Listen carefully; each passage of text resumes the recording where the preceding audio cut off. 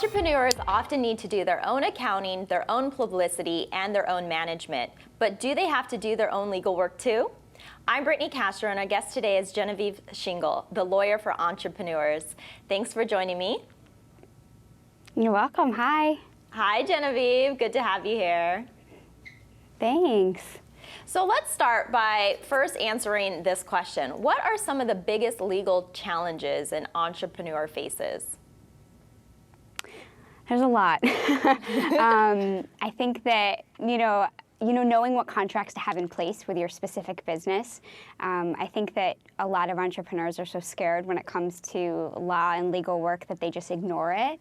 And then, when something happens, then they try to kind of backtrack and get involved. So, just knowing what you need to know. And it's hard when you have no idea about anything in law. So, that's why I've kind of stepped into this role to create, guides as to what you should know, where to start, what happens if this happens. So it's really just kind of, what do I need to know? Right. And, are entrepreneurs more vulnerable because they don't have a legal team like some of the bigger companies do? Absolutely, absolutely. That's kind of why I stepped into this position, because there's such a void in the accessibility to an attorney for entrepreneurs and small business owners, because lawyers can be so expensive.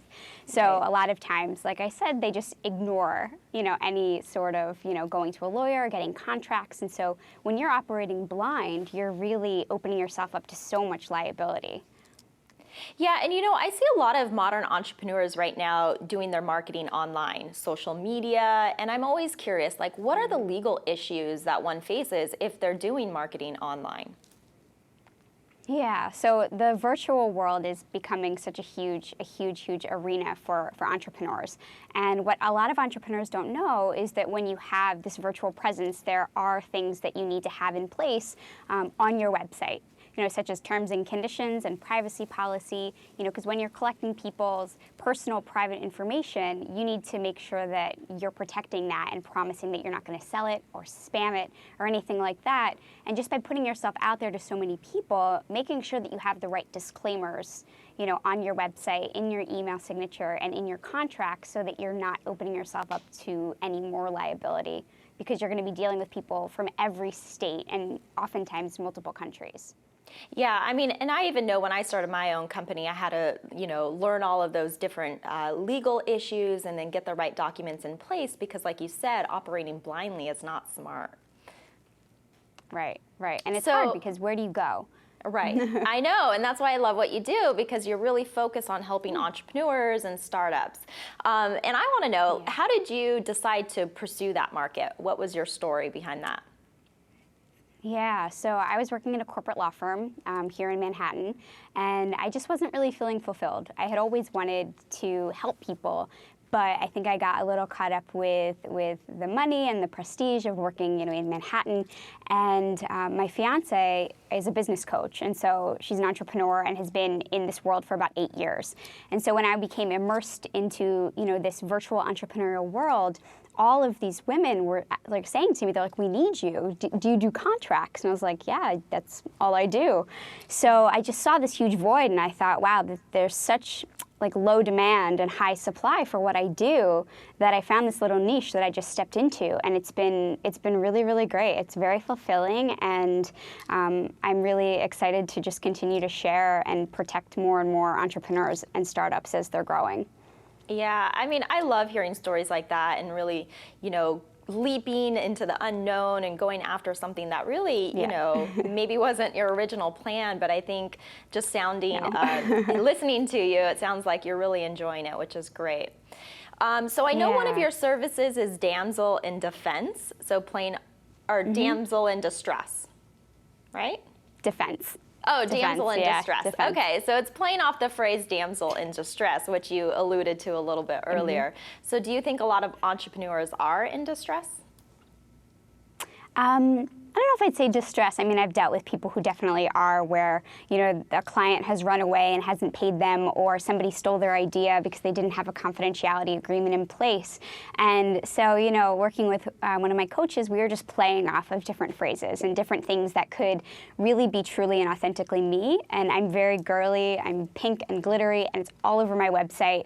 So it was just really fun to kind of play off of, you know, that phrase.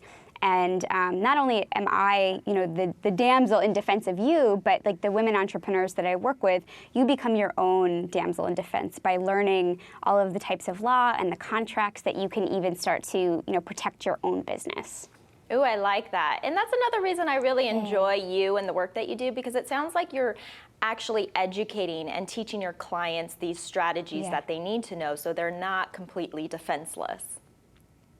Right, right. And that's what this course is about, Damsel in Defense. It's actually a legal course for entrepreneurs. And so basically it's an educational course, because for me, I think that when you have education and knowledge, you feel empowered, and you feel, you know, that you feel so much calmer and more at ease with certain parts of your business or life or whatever that you didn't know beforehand. So just by having these little basics and the foundation, you're really able to, you know, jump in and, you know, feel better about the fact that you're protecting your business as well as your personal assets. Genevieve, then what would you say are top 3 things an entrepreneur should be mindful of legally? Definitely. Making sure you have contracts, like rock solid contracts, such a key thing, especially those in the service industry, having, you know, client agreements, and those selling products that you have, you know, product purchase agreements. So many different things have to go into these contracts. Whatever industry you're in, they're very specific. You should definitely look into trademarking the name of your business. You know, if you see those little TM symbols or the R with the circle, just to make sure that you're operating your business or a program with a name that you can use throughout the country. This applies to, you know, U.S. law. And then, you know, deciding if you're going to form an entity. So if you're going to be a sole proprietor, an LLC, or form a corporation.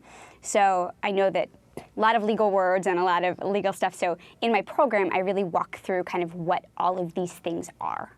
Those are wonderful tips. So contracts, trademarks, and entities. So, and I love that you're teaching this course to really help entrepreneurs. Thank you so much for joining me today and just sharing all of your wisdom and your story with us.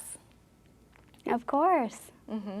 You can access this Damsel in Defense at GenevieveShingle.com and on Facebook at Genevieve Shingle Law. You don't want to cross red tape alone when starting a business, so her resources are extremely valuable. I'm Brittany Castro. Thanks for watching.